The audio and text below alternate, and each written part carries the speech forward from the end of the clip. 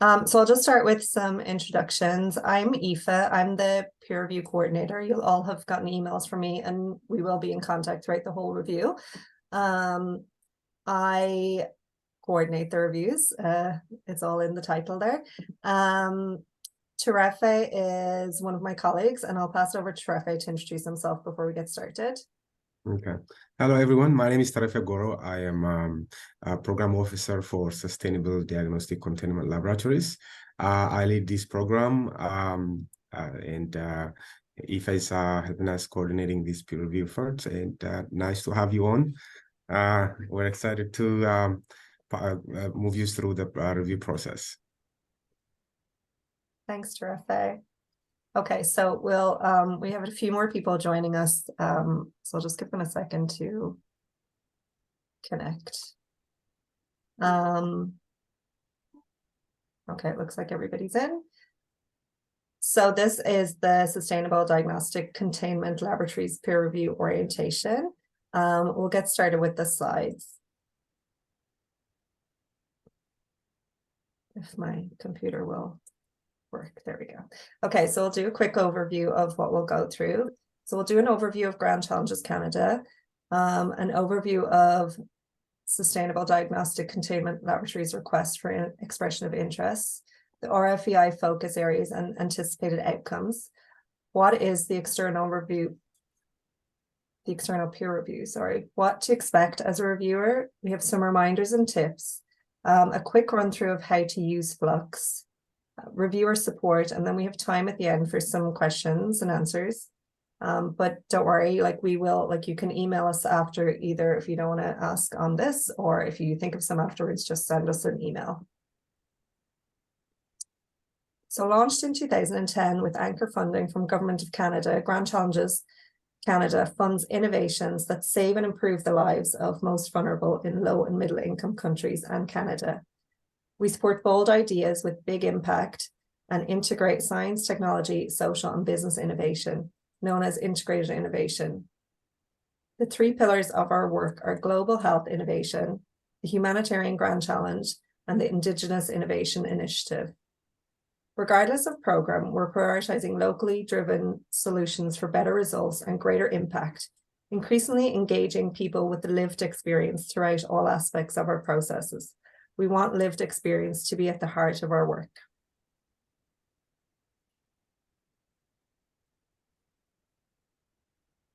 Yeah. I'll take over from here and talk about the program itself, and pass back to Aoife to talk to you about the review process. So the Sustainable Diagnostic Containment Laboratory Grand Challenge came about from a background work that has been done by organizations such as Global Affairs Canada, the World Organization for Animal Health, UK International Biosecurity Program, the WHO, Chatham House. These organizations have been working on the areas of sustainable diagnostic containment laboratories for over a decade. Their efforts have identified that many interdependent factors challenge sustainability of laboratories in low and middle income countries, with adverse impact on health, security, and economy.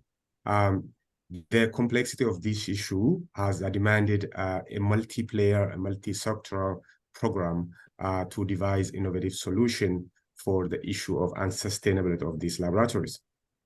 As a result, World Organization for Animal Health, with a funding support from GAC, Global Affairs Canada, Weapons Threat Reduction Program, and the technical support from the Purbright Institute, are partnering with Grand Challenges Canada, also with our implementation partner as Science for Africa, to explore applicability of Grand Challenge approach to the issue, to find solutions to reinvent laboratories and making it fit for purpose in resource-limited context.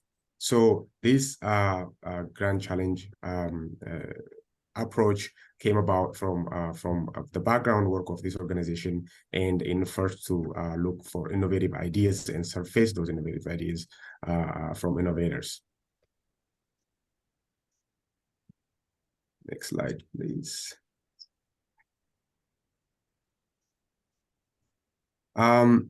So this program has been designed in a phased manner. Phase one, which we are currently conducting, includes requests for expression of interest, launching requests for expression of interest that seeks to determine the feasibility, the scope, and parameter of potential grant challenge. Really, this request for expression of interest is trying to answer, can such a challenge mobilize untapped innovative solution with the potential to address challenge of sustainable diagnostic lab? So the steps including in phase one of this approach is one, to launch the request for expression of interest, which we have done and closed back in April. Review and analysis of eligible expression of interest, which we are doing now. Funder discussion on impact, design, and launch of full grant challenge in phase two, and giving feedback to innovators, and potential invitation for full application in potential phase two. That's going to be determined. In this phase, while applicant will not be directly funded under the request for expression of interest, we hope that the review process that they're going to be getting from you and feedback will support their development of full proposal for funding in potential phase two. And given the top ranking innovators will likely be invited to such a call in the phase two, we urge that the more detailed feedback from experts like you will help the innovators to better their application and design their full proposal in case they are invited for phase two. Next slide.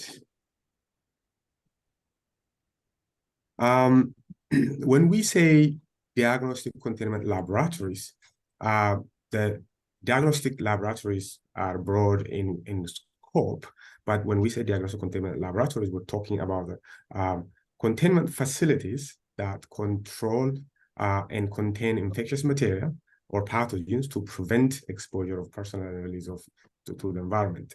Usually, diagnostic containment laboratories are public or animal health system that conducts routine disease surveillance, early detection and cancellation of disease events, that support critical applied research in detection, risk management, and prevention and control of infectious disease, handle or store potentially harmful pathogens. During the recent pandemic, it showed that if infectious disease outbreaks directly impact human health and animal health, food safety and food security, and can have serious consequences for trade in animal and plant products, in tourism, and wider economy, and national and international security. So sustaining the core function of these diagnostic laboratories in a way that maintain high standard of biosafety and biosecurity is a prerequisite for continued progress and against sustainable development goals in health and economy, and for maintaining international peace and security.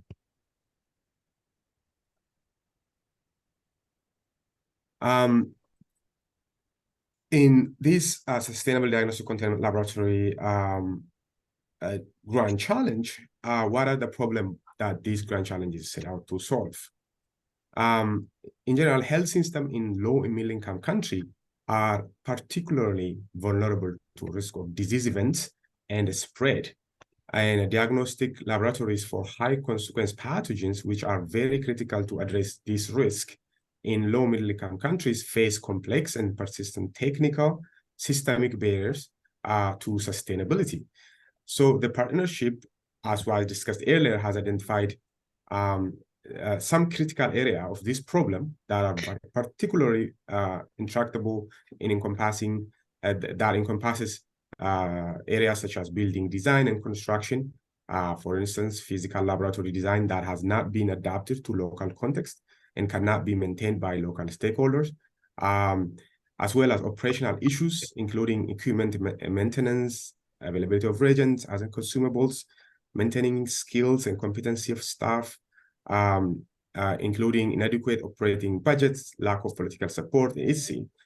And also a specific technical challenge that includes interruption to or excessively costly power supply, inadequate access control, inability to safely dispose dangerous waste, and poorly maintained and non-functioning equipment, including lack of access to spare parts, and also inability to safely and securely store biological materials, and unavailability of clean water and clean air for laboratory operations are one of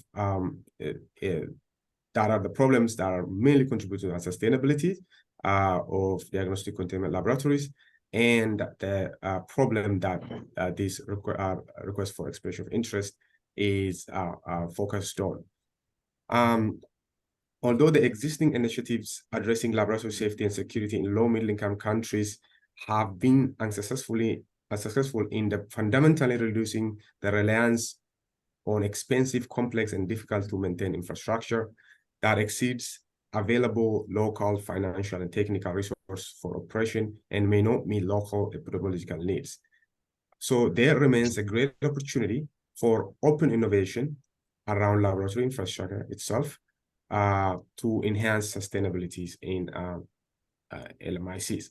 So the request for expression of interest have issued a call on these problems to source innovations to seek solution for those unsustainable areas that makes laboratories unsustainable. Next slide. The challenge statement. So if you've read our request for expression of interest document, the grand challenge for sustainable diagnostic containment laboratories, I've published a challenge statement. The grand challenge for sustainable diagnostic containment laboratories will seek bold ideas to reimagine physical laboratory in order to reduce ongoing operational and maintenance costs and allow sustainable presence of safe and secure handling of high consequence pathogenic materials while maintaining or optimizing core function of diagnostic lab in low middle income countries. For the purpose of request for expression of interest, high consequence pathogenic materials refers to pathogens that are listed in Australia groups. We have included that in our RFEI document. And pathogen X that is also included in a list. So if you want to, I hope you've in our Grand Challenge website we have a full request for expression of interest document, and also we can share that document with you to read full challenge statement on our request for expression of interest. Next slide. What we're looking for, the request for expression of interest seeks to identify innovation in the following potential areas. As I discussed, the focus area of the problem and the solution that was the RFI looking for is laboratory end-to-end concept and design, including innovation that reduce reliance and demand on resource-intensive components such as energy, clean water, air, waste disposal, and biobanking of current diagnostic laboratories. 2, laboratory operation that delivers functions required for high consequence pathogens to be handled safely and securely, bridging the need for high intensity operation in crisis times with business as usual operation in standard local operating conditions, and the business model for ownership and utility of laboratory functions sustained by local leadership. Geographic scope and target users. These potential innovative solutions will be considered Does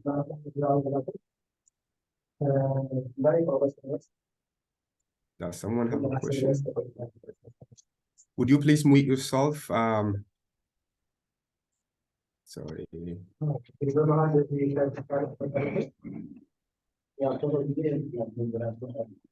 Ifa, is that possible to mute everyone?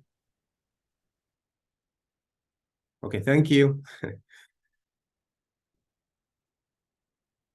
Okay, so geographic scope and target users. So the geographic scope of this request for expression of interest to be considered under this RFI, eligible for any potential funding in phase 2, the proposed solutions must be suitable for and intended to be implemented in low-middle income countries. So innovators can be from high-income countries, but their solution should be must be suitable for or intended for LMICs. Target users of solution funded through this call are unserved and deserved community in low-income countries. Next slide. And what we're looking for are additional specifications of the reimagined laboratories under this this innovation is at minimum the reimagined lab should have safe and secure cold storage, should be able to receive and handle process various sample, and conduct minimum range of diagnostic and characterization procedure according to national, regional, international disease situation and priorities, safe shipment of samples and biological materials to reference labs in compliance with international standards, safe inactivation and disposal of contaminated waste, and meet applicable quality assurance and safety requirements. Okay, next slide. What is not included in the scope of the request for expression of interest is laboratory personnel training. This is already included in another initiative with our partners. And then specific diagnostic equipment or assay for specific pathogen. As I described earlier, the issues that are make laboratories unsustainable are broader, and specific diagnostic or assay development for specific pathogen wouldn't solve those issues. So this call is not particularly looking for those kind of solutions.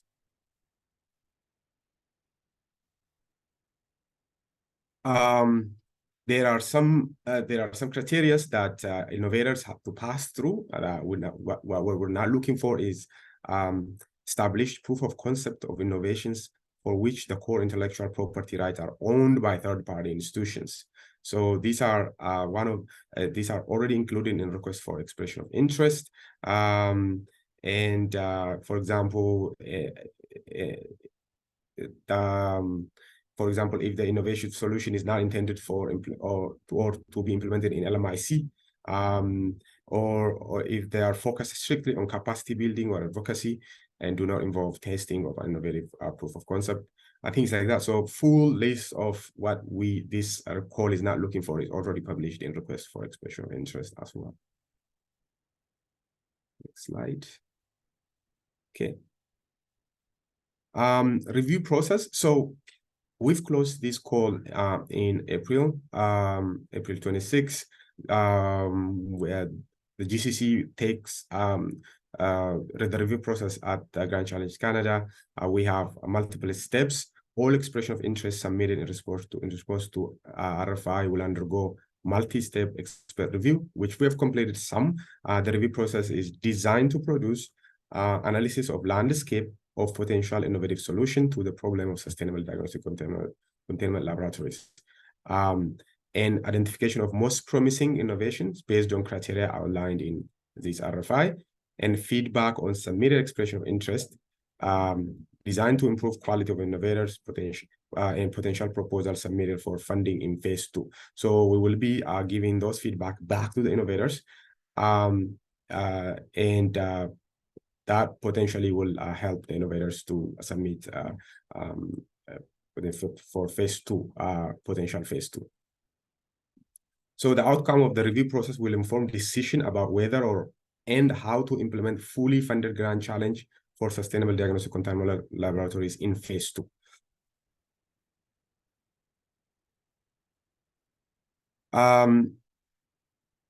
The review, this is a timeline that we're going through. Application was closed in April. Eligibility and innovation screen is just completed. So the review process involves the criteria I mentioned above. To be eligible for this call, innovators have to go through the eligibility screening, which is completed, and innovation screen, which is also completed. And now we are on external peer review, which you are part of in June. And right after this, we will be doing landscape analysis report. And somewhere in fall, feedback on expression of interest will be given back to the innovators, and phase 2 decision will be made. Next slide. Just to give you highlights of applications we received. We've received 76 applications. This is the geographic distribution of the innovators. We've received majority of applications from Sub-Saharan Africa, and this column shows where the implementation are intended to be implemented. We've received also applications from high-income countries, but majority of them are to be implemented in lower and middle-income countries. And then we have project lead. Majority are a male project lead, and we also have around 20% of female project lead. Now we've went through from 76 applications. Some applications do not pass the eligibility screening, so we took 69 applications to innovation screen stage, and now we are making decision on how many applications to move to peer review stage, which will be, it looks like around 50% of these submitted application will be going for peer review. And in peer review stage, you will be reviewing, each application will be reviewed by 3 reviewer. So that will finally will be able to shortlist the top ranked applications for final consideration. Next stage. Next slide. Thanks, Rafa. Okay, thank you. Thank you, Aoife. Now I'll pass it to Aoife to go through the review process, and we'll be back for Q&A at the end. Thanks, Rafa. So we've already seen this eligibility screen as the first screen we do on them, and this is complete. So the applicant entity legally incorporate, these are the things we look at. The proposed implementation in an eligible LMIC, include all required information. Are they submitted in English or French? And then the innovation screen is the first step in the review process for selecting applications that will be funded. The objective of the innovation screen is to score proposals from their innovation and strategic relevance to the SDCL RFEI. Proposals that are not relevant or lack innovation will be removed from the competition at this stage. Then the top scoring applicants will move to the external peer review, in which the full application will be reviewed by a panel of independent experts. That's you. At the innovation screen stage, only responses to a subset of 6 questions clearly identified to applicants will be visible for reviewers to read, not the full application. The response to these questions are sufficient for the purpose of the innovation screen. Based on these responses, as a reviewer, they evaluate the application for relevance to the RFEI and its innovativeness. Only applications deemed relevant and receiving top-ranked average innovation score are pushed forward from the innovation screen to external peer review. At this stage, all applications will be reviewed by 3 expert peer reviewers. In the final review stage, full applications will be scored against a more comprehensive set of evaluation criteria. The average score of each application will be plotted on a ranked list of applications, and the top ranked applications will be shortlisted to inform potential full grant challenge where they might be invited to apply. The evaluation criteria categories are impact. These are weighted for 30% of the score, and these are the things we look at. Does the proposed solution have the potential to address the lack of sustainability of diagnostic containment laboratory operations and maintenance as defined in the RFEI? Is the proposed idea designed for and with communities in LMICs that are not served by current approaches? Does the proposed idea have the potential to fundamentally transform sustainability of diagnostic containment laboratory operations? Is there potential for scale and sustainability after proof of concept is established? To innovation weighted at 40% of the score. Is the proposed innovation bold, and does it demonstrate more than an incremental improvement over current approaches?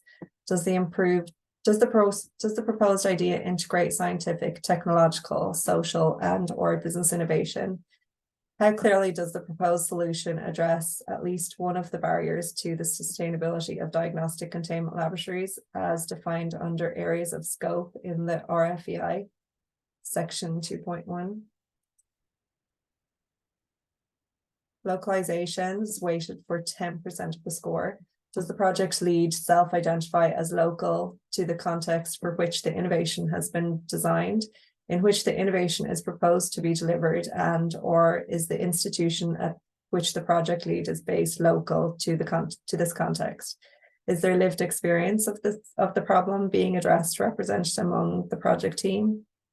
Are the project team and collaborators meaningfully engaged with local partners and or stakeholders from sustainable implementation of the proposed solution? 4, leadership capabilities to champion change, weighted for 10% of the score. Does the expression of interest convey the team's understanding of the value of an intersectorial approach to sustainability of diagnostic containment laboratories? Are the project lead and key team members appropriately experienced to carry out the proposed scope of work? 5, project execution plan, weighted at 5% of the score. Is the project designed to demonstrate the innovative idea within the innovator's proposed implementation period? Does the expression of interest describe how to engage local implementation partners to enable successful implementation of this project? Is the project technically sound and feasible within the score of sustainable diagnostic containment laboratories? Does the project recognize potential risks and represent potential mitigation strategies? Value for effort weighted at 5% of the score. Is the scope of the proposed work and funds requested reasonable and commensurate the proposal goals?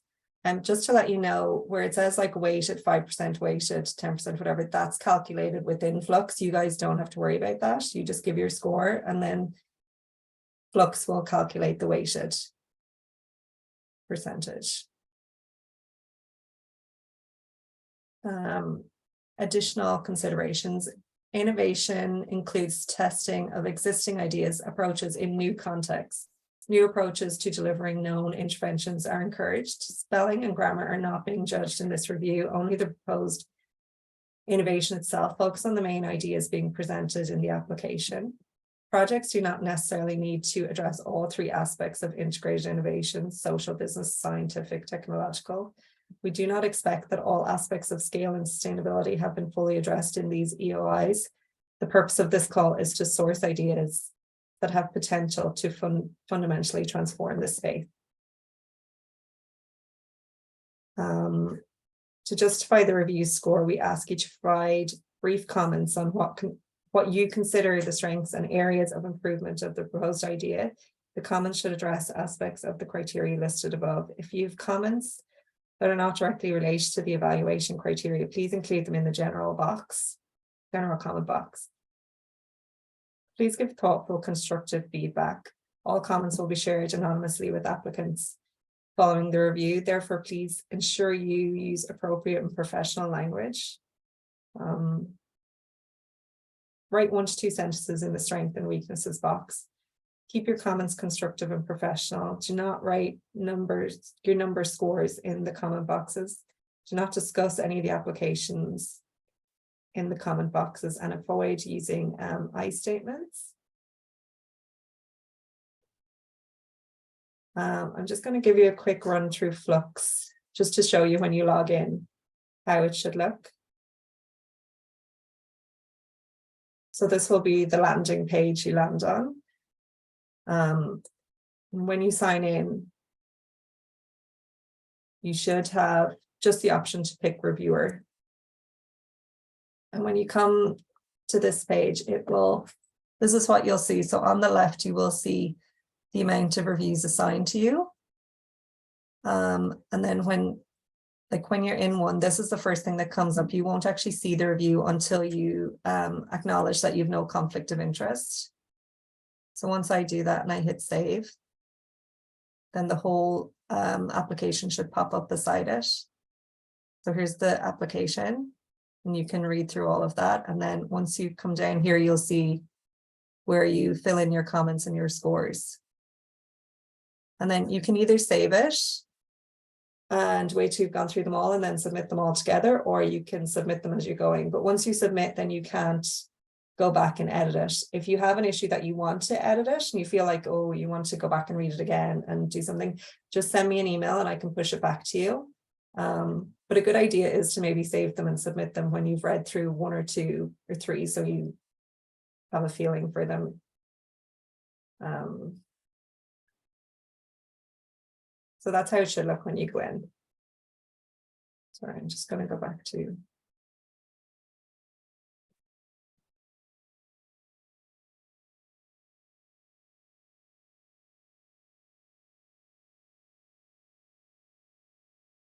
And this is just a reminder of the deadline to submit the reviews is the 28th of June. It's a Wednesday, so it's end of day.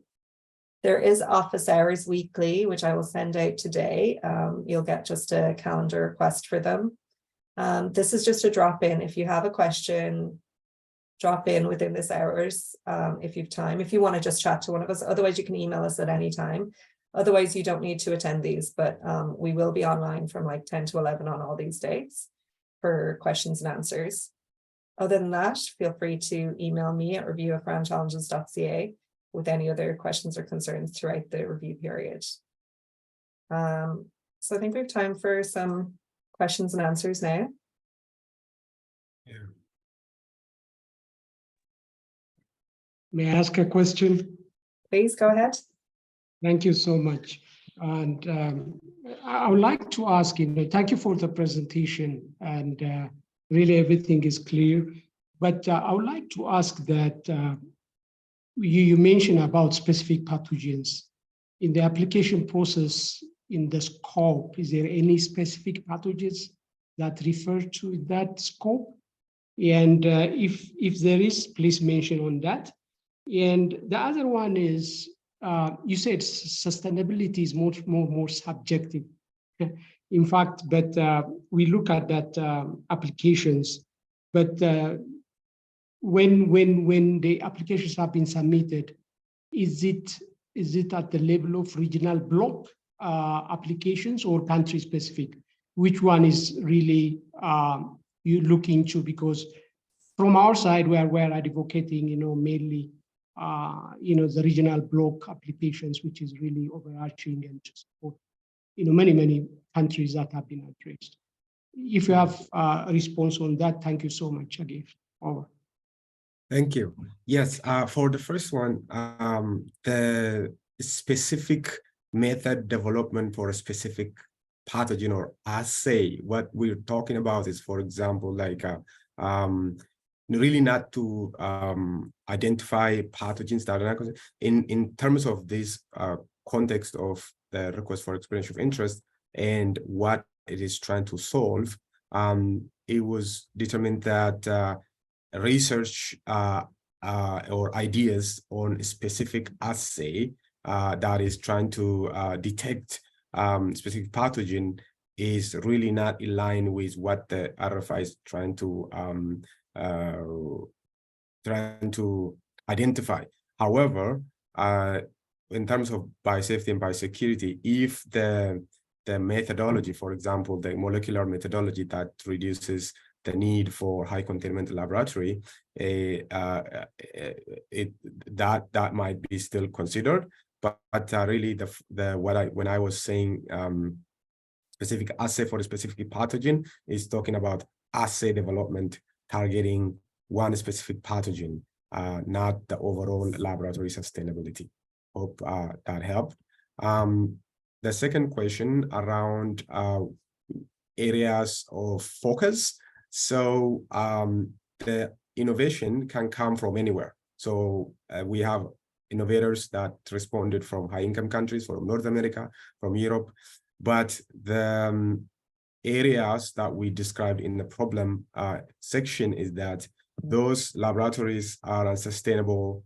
Laboratories are in a low resource settings, low middle income countries.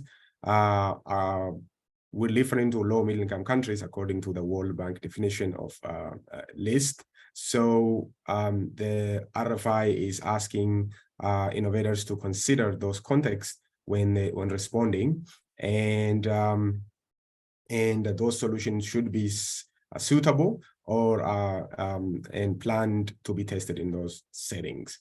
So really, there is no specific country in focus at this time. Okay, I think we have a couple of hands on. I don't know if you see the you don't see the sequence. Can you call it out? Yeah, Pascal, do you want to go ahead? Yes, thank you very much for the presentation. Okay, my question is more about the evaluation. So I can see that there were scores from 1 to 5, and then there are yes, no. So how much of explanation do we need to provide with the scores? Or are the yes, no, and the 1 to 5 enough? Because in some evaluation, you need to substantiate the scores. Yeah, so I'm wondering if that's also required here. Yeah. So there, for instance, like relevance, I'm just for example, innovation takes 40%. So when you read those applications, you feel that it is in context of those what RFI is asking, if the innovation seems to be innovative. It's not quite yes or no. I don't know if I want to go back to the Fluxx. You would kind of give it a score 1 to 5 in that provided box, and give your comment why, if it is innovative for the strengths, or if it is low in the scoring, or if, for example, if it's considered not innovative, why it is not innovative. So we will be sharing those comments with innovators themselves. So the question seems to be yes or no, but it's not quite yes or no. Yeah, no, I understand, but do we have like a sort of guidance? Because I mean, what's innovative for me and beyond the state of the art might not be innovative for my colleague, right? So, I mean, is there a sort of, kind of reference document of what is it you consider innovative? Is that like, okay, it's going beyond the state of the art, or it is, it's a bit subjective. That's the comment I want to make. Okay. On the request for on the RFI itself, under section 2.2, we have what innovation means in, for example, integrated innovation approach that GCC have. So we have that explained under section 2.2 on the RFI. We can share that document with you.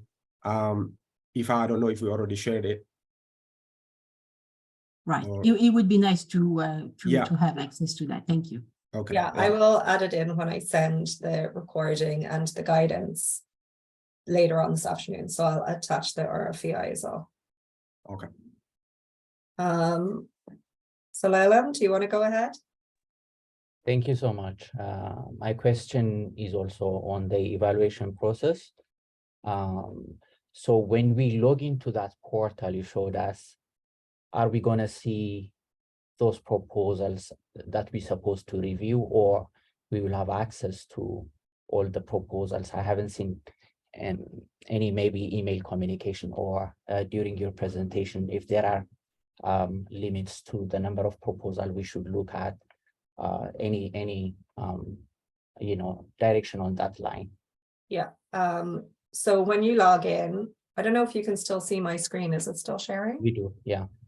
So you will see on the left the assigned, but you will only be assigned a certain amount. So we have like a certain amount of reviewers. And then depending on the amount of proposals that go through to peer review, they'll be divided up between everybody.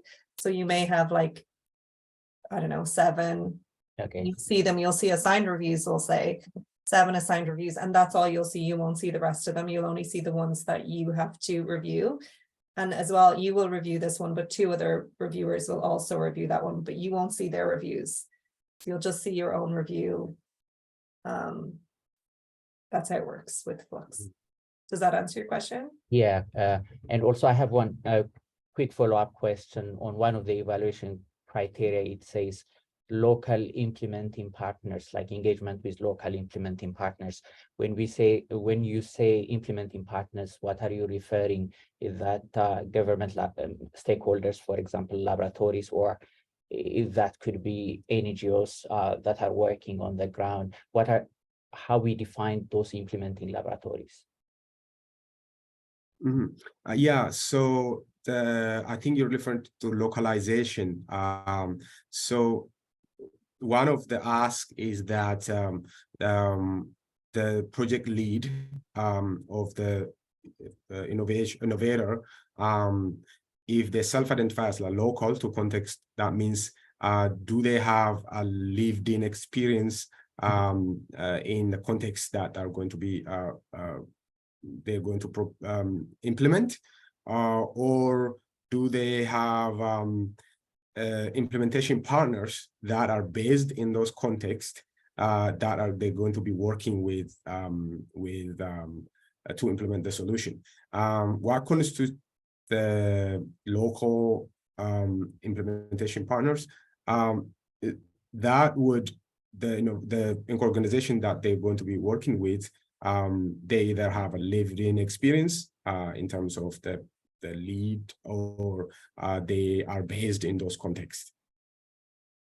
It could be any variety of organizations. We haven't really defined who, in terms of like NGOs, other organizations, labs. We have organizations that for example, we have eligibility criteria that organizations that GCC work with. That is also listed in RFEI. For instance, organization should be legally incorporated, and not, and then also individual who are going to be project lead should be authorized to be lead, should have a sign-off from that organization. So things like that is already listed in eligibility criteria in the RFEI as well. So you will see that detail when we share the document. Thank you, appreciate it. Quinlan, do you want to go ahead? I wanted to ask specifically about the intersectoral criteria. There was one point when it mentioned that as something you would be looking at in evaluation. So was the intersectoral, I mean, does that refer to like trying to cover both plant and animal pathogens, or is it private, public, or I just want to make sure I understand what that means. Yeah, can you go back to the 5? So we have 6 criteria for peer review. One is impact, the other one is innovation, how innovative the application itself is, and then localization, leadership capability to champion change. Yeah, it's under the leadership part. Under 4 there, yeah. Does the expression of interest convey the team's understanding of the value of an intersectoral approach to sustainability? Oh yeah, yes. Yes. Yes, that means that diagnostic containment laboratories, when we say that, we're not talking about only laboratories that are health. We are also talking about veterinary labs, all other laboratories that these factors are affecting. So is the expression of interest convey that those solutions that are proposed are suitable for laboratories that are in a different sector of diagnostic containment laboratories? Yes, you're right on that. Okay, so if it could apply to more than one sector, it has a higher score? Also, it is more of overall comprehensive judgment than clearly specifically saying that if the innovative solution is kind of value add in terms of intersectoral approach, yes, you could say that. We also, in a request for explanation of interest, have engaged people who are normally outside of lab space, for example, engineers, architects, and other industries, and solution that usually technologies that are being used in the laboratory come from other sectors. So it's a solution proposed also introducing new approach from intersectoral in a way that coming from unusual, we call it unusual suspects to the laboratory. That would be another addition of strength. So yeah, that's also something to consider. Great, thank you. Adrian, would you like to go? Yeah, thank you. So stemming from the previous comment about the subjectivity of some of the criteria, I was wondering how we're going to handle disagreements between reviewers. So each application is going to be reviewed by 3 people, and if they're all more or less in agreement, great. But what if one review is totally different from the other 2, or they're all completely different? How are you going to handle those reviews and those applications?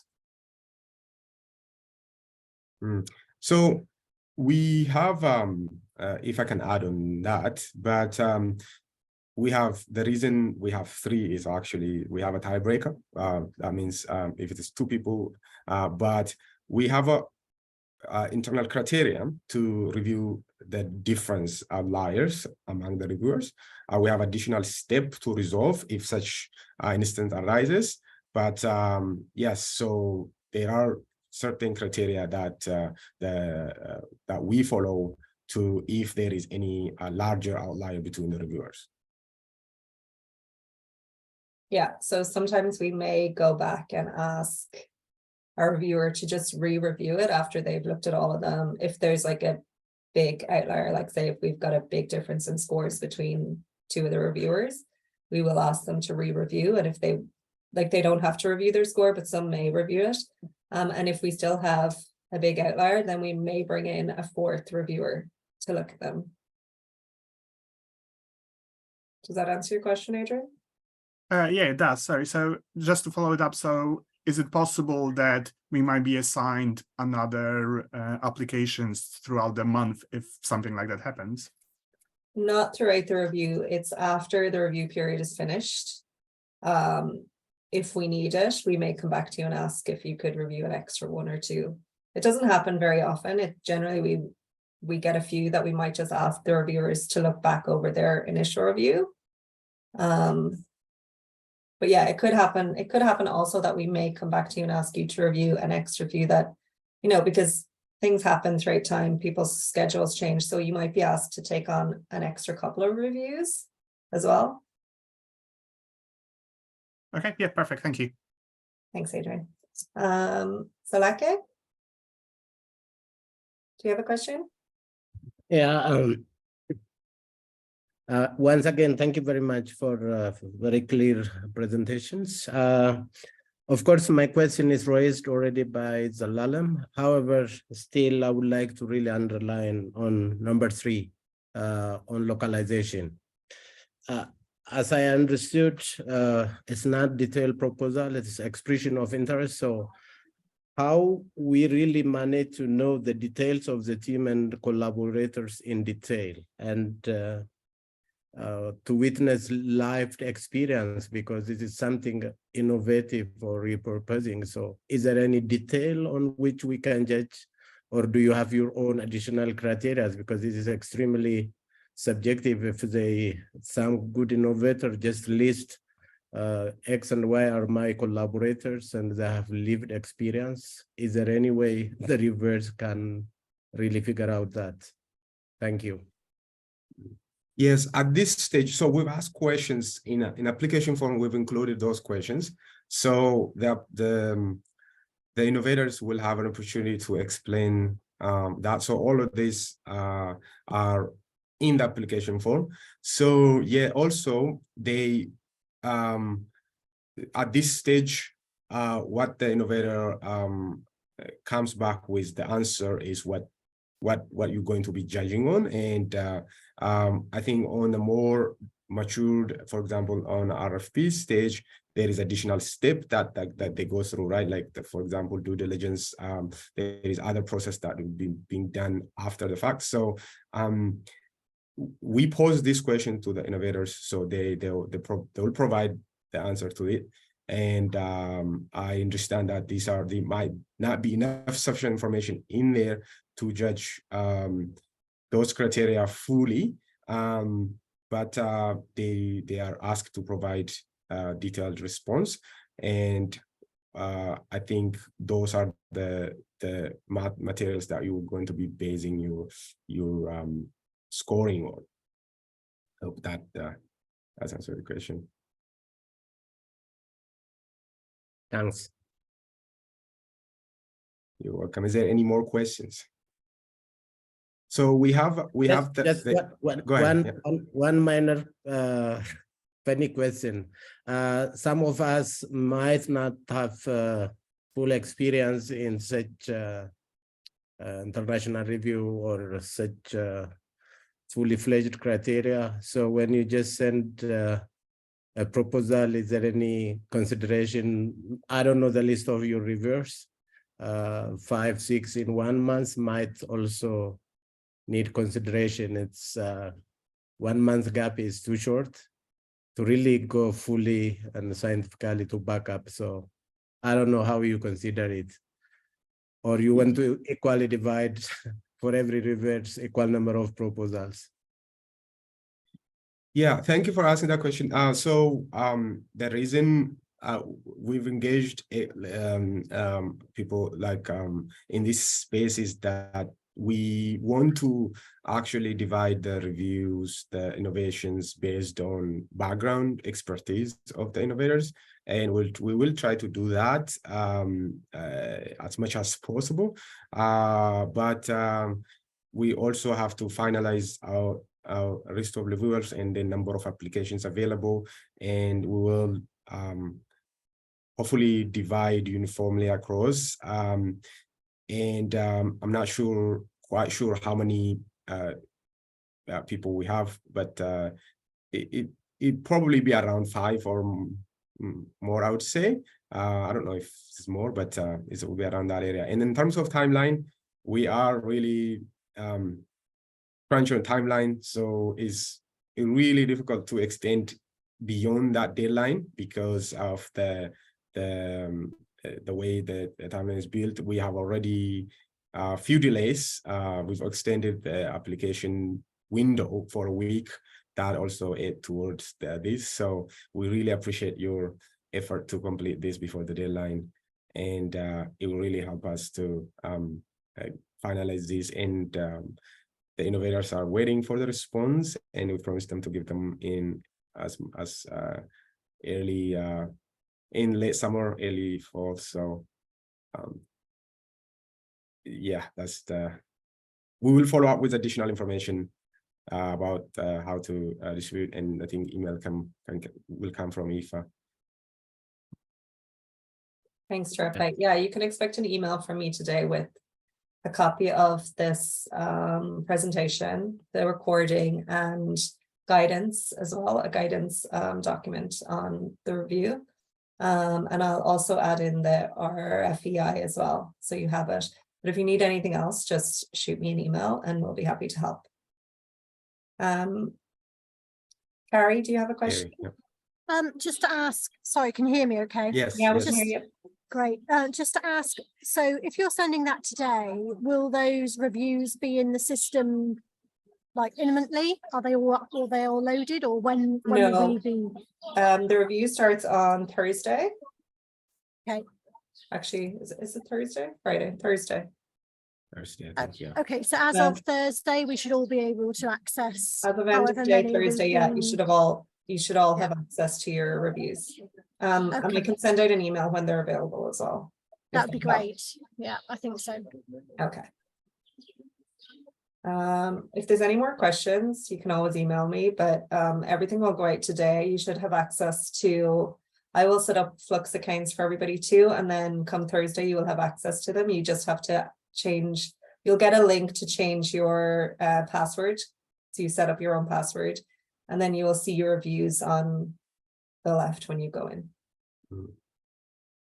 We also recorded this session, and just in case if you missed any part of it, or you want to go back, we can share the recording, right?